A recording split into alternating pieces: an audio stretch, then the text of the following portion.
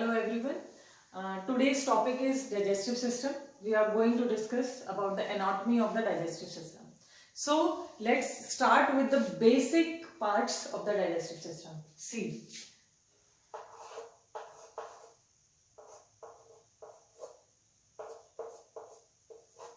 this is beginning of the digestive system. This is your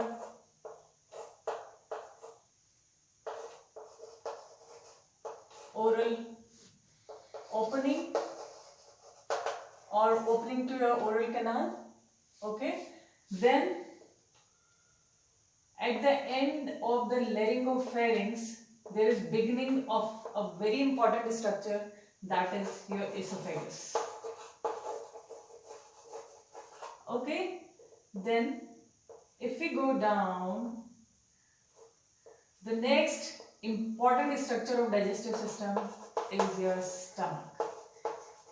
Okay, then when we go next down, this is starting of your small intestines, which is next part.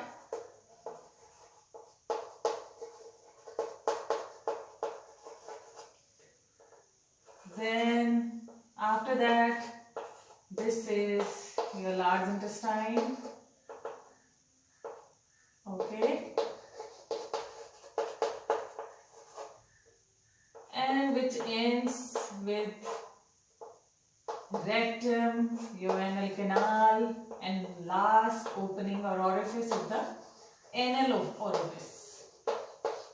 Okay, so this is as a whole is your digestive system, correct?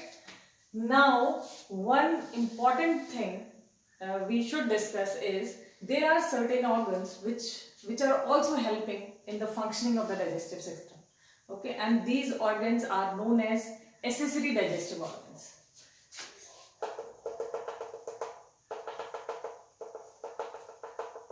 You can see this dotted organ.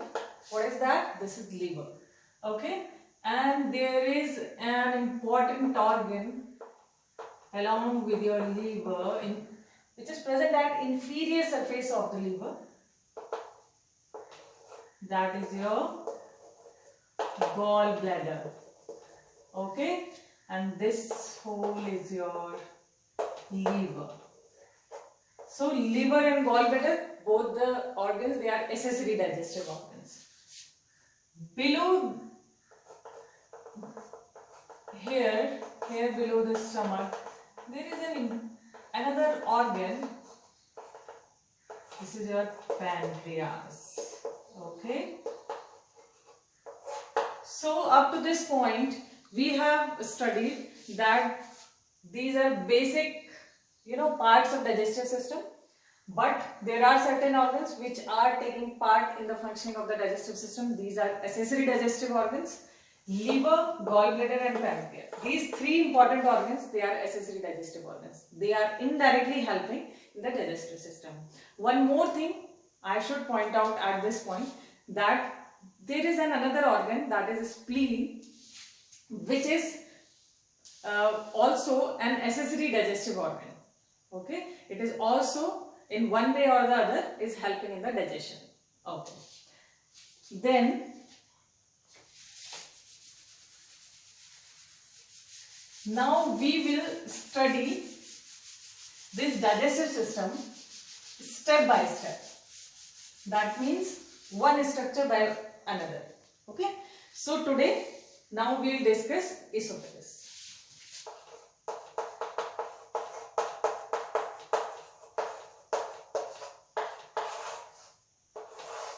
Also known as food pipe.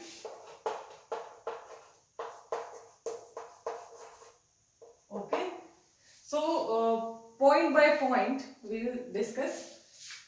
It is firstly, what is that particular structure? It is a fibromuscular tube. Okay, it is a fibromuscular tube. Then next thing structurally we should know is that the dimensions. Okay, Your esophagus is 25 centimeters long that is around 10 inches. Okay.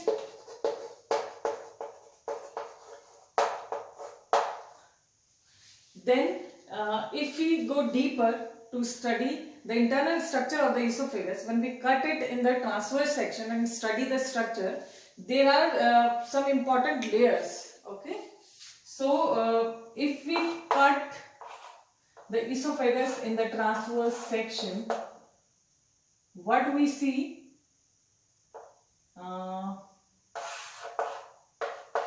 TS or transverse section, it is a circular structure having a lumen inside. There are 4 important layers if we cut the esophagus in transverse section. From inward outward I will discuss. Innermost layer of the esophagus within the lumen, you can understand. Innermost layer, this layer, it is mucosa. Okay. This mucosa is actually histologically it is stratified squamous epithelium. Okay. The next layer next to mucosa is your submucosa. It is actually a connective tissue layer. Then next to submucosa is then another important layer, I must say. This layer is muscular layer. Okay. Please don't get surprised looking at this muscular layer. See, where there is movement, there is a muscle.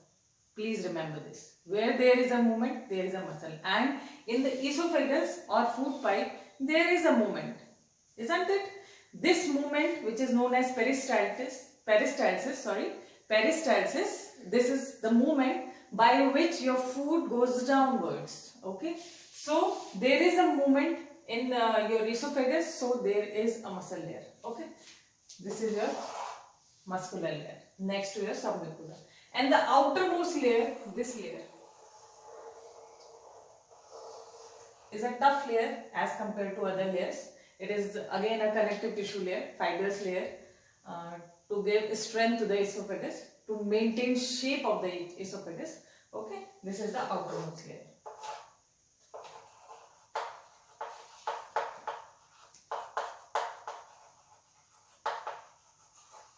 I hope this all is clear to you.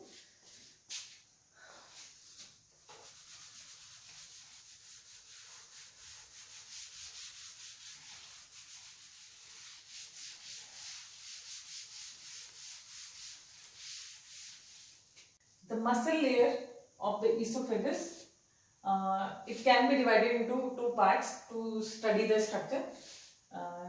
Upper 1/3 is made up of striated fibers, okay, and the rest part is smooth muscle fibers. Okay.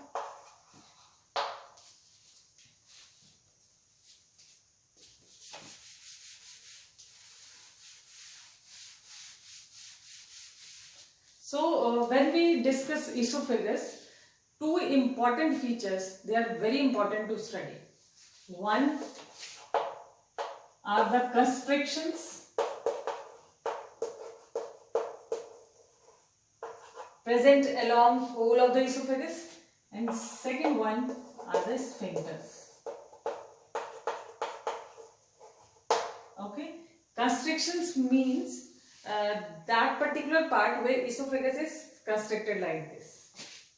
See, esophagus is not like this. It is having constrictions in 4 parts. So it is like this.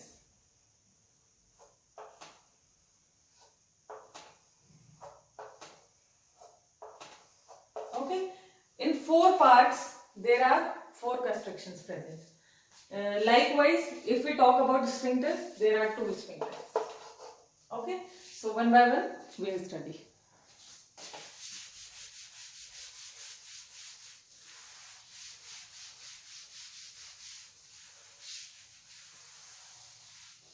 Okay. First constriction.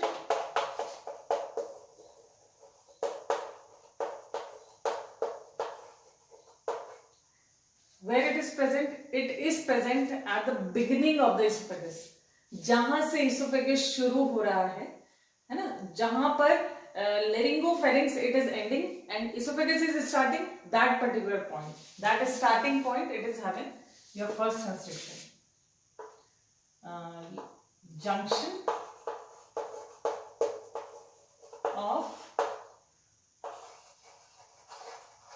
laryngopharynx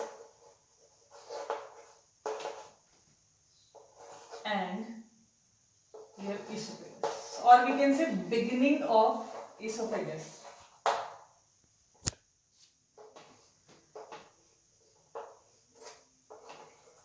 And it is behind cricoid cartilage. Okay.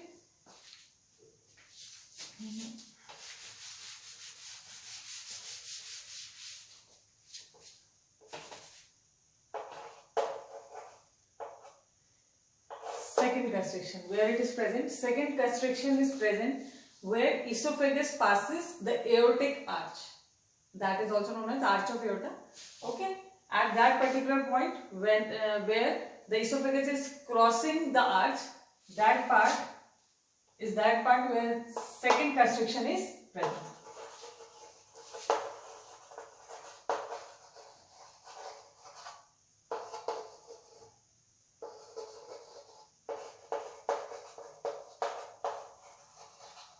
Okay, and it is present in the superior mediastinum. A point to remember.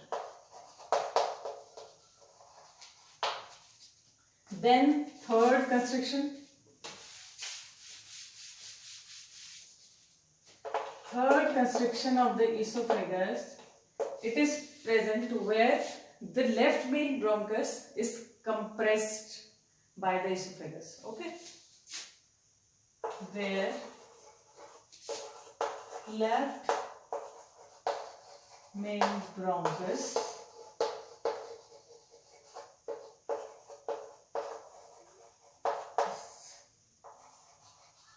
compressing esophagus. See, these things are the reason actually for the constrictions. In the third constriction point, left main bronchus is compressing esophagus, and this is the reason why esophagus is constricted at that particular point, correct? And this constriction is present in the posterior mediastinum.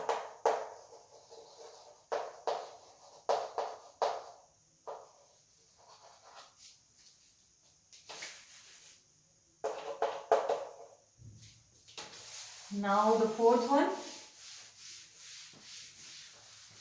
Fourth constriction of the esophagus is present in the esophageal hiatus point. What is that particular hiatus? Hiatus is that point where esophagus is crossing diaphragm to go down and to reach the stomach. Okay, that point.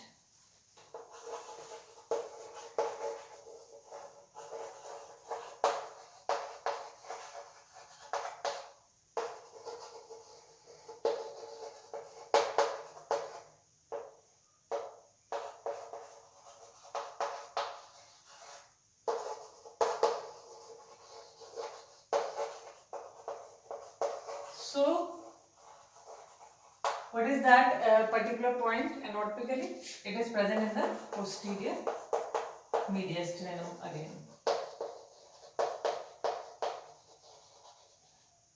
Okay, like this, we have discussed 4 constrictions in the esophagus, and one question arises at this point: what is the clinical relevance of these constrictions?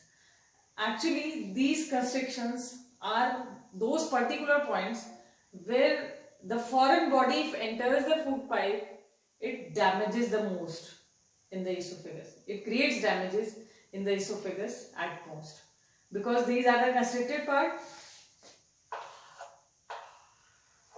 If something enters in the food pipe, firstly it damages the wall of esophagus at constriction. Okay. See, any foreign body enters to the food pipe, moves down very easily in the expanded part, but when it reaches the constriction, it is obstructed slightly, and which causes erosion in the wall of the esophagus. So these are the damage points. Okay, this is the clinical relevance.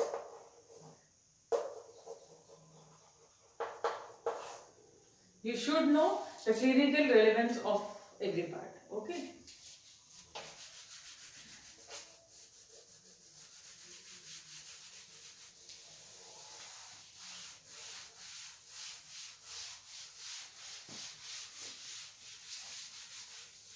Then the next point which need to be discussed is the sphincters.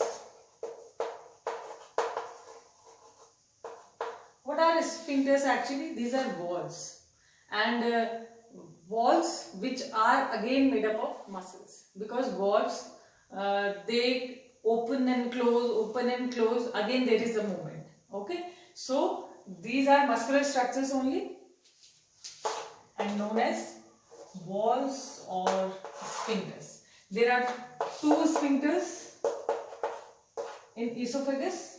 One is at the upper point where esophagus starts, and other one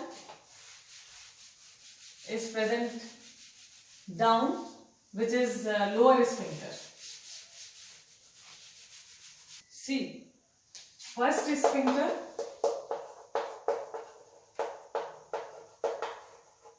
also known as upper sphincter.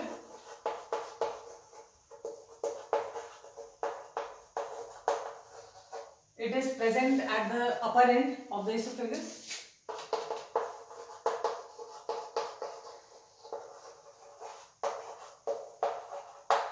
Okay, and one thing to remember is this sphincter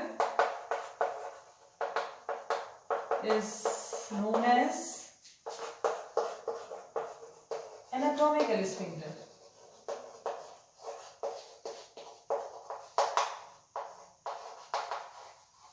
Why so?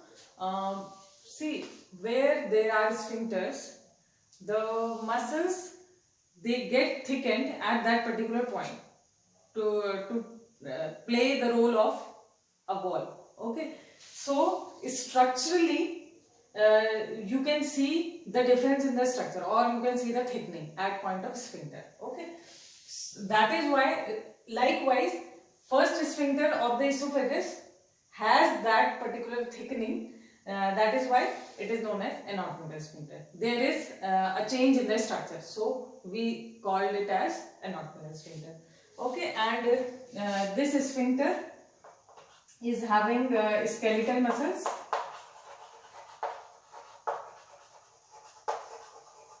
Okay.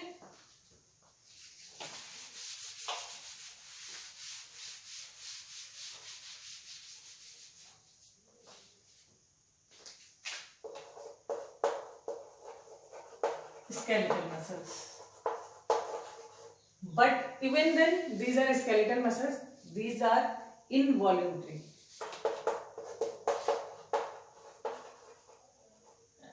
Involuntary, right? Okay, and how it works? By swallowing reflex.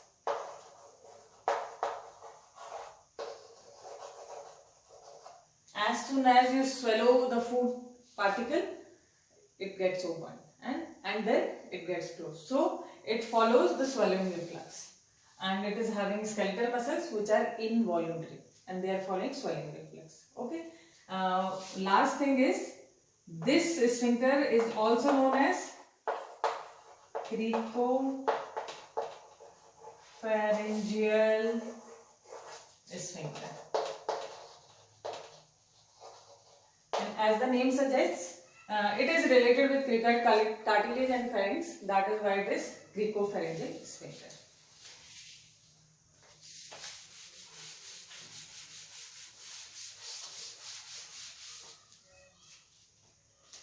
And second sphincter,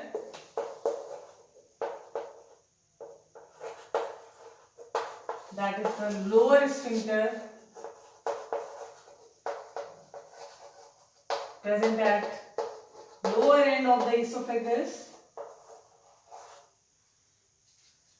It is known as gastroesophageal sphincter.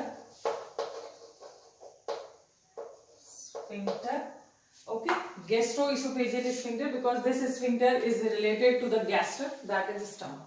Okay, this sphincter is not anatomical sphincter. This sphincter is physiological sphincter.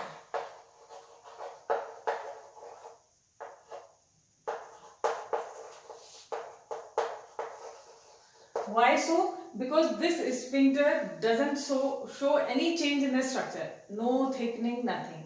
Okay, just physiologically that particular point at the lower end which joins the stomach, it acts as a sphincter. So we use the term physiological sphincter for this. Like first sphincter, that is upper sphincter, it is not an anatomical sphincter. Okay, and this sphincter is known as gastroesophageal sphincter, related to the stomach.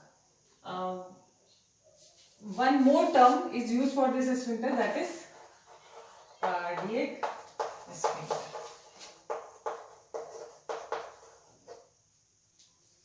Okay, so this is all about the two sphincters.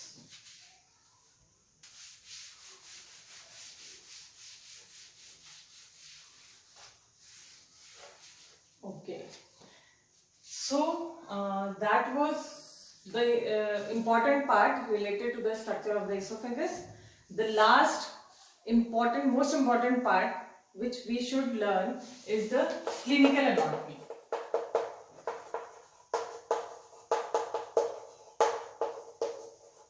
Which means all the clinical conditions which are related with your esophagus. Okay, first most common condition is your gastroesophageal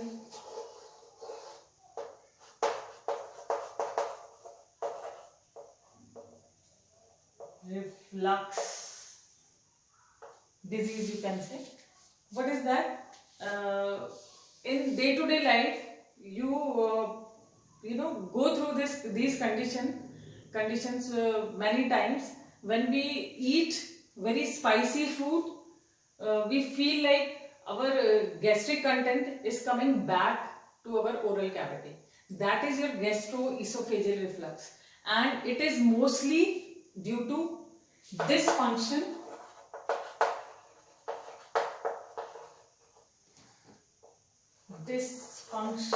of one of your sphincters, that is your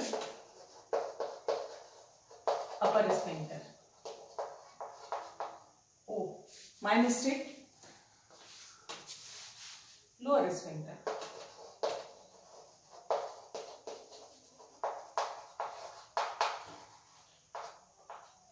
Okay, your food regurgitates. Okay, this is gastroesophageal reflux. So then the next condition we come across is esophageal varices. Varices is the term which is used for dilatation. Okay, dilatation of the arteries. In the esophageal varices condition, the arteries of the esophagus, they dilate in various parts. So you can see very easily the dilated arteries, and sometimes they rupture also. This is esophageal varices.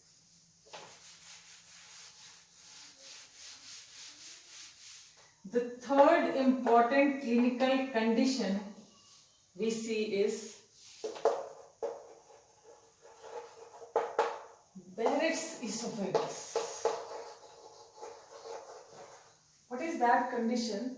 In this condition, actually this condition arises when we ignore the previous ones. Many times when we ignore the reflux disease, esophageal reflux, or we continue eating spicy food and another thing which are causing this problem. So long-term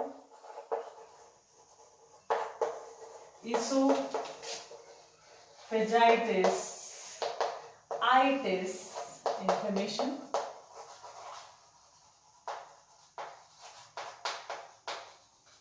So what happens?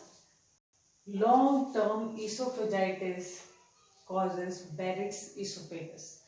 Long-term esophagitis means long term of inflammation in the esophagus. It erodes, it starts eroding the esophagus and it damages the wall of the esophagus. Start ulcerating. This is your Barrett's esophagus.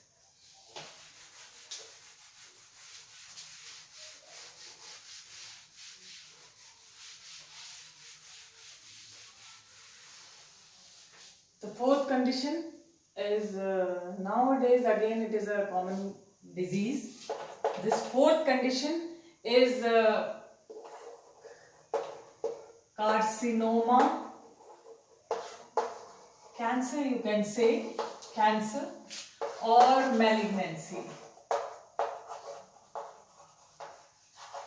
And again, if we further ignore the condition of Barrett's esophagus, the hyperplasia, it starts in the esophageal lining, and which is the most important cause of the carcinoma. So this condition, this clinical condition we are discussing at the end is carcinoma or malignancy, that is hyperplasia of the cells in the lining of the esophagus. This is a very dangerous condition, a very fatal condition, and to avoid this condition we should get a proper treatment when we come across the previous mentioned diseases or clinical conditions. Okay, so today it is all about esophagus, the structural part, the clinical part, the important issues related to esophagus, important features of the esophagus. I hope you all have learned a lot regarding esophagus, and you all have now a basic knowledge of esophagus related to its structure and clinical anatomy. Hope to see you again. Thank you so much.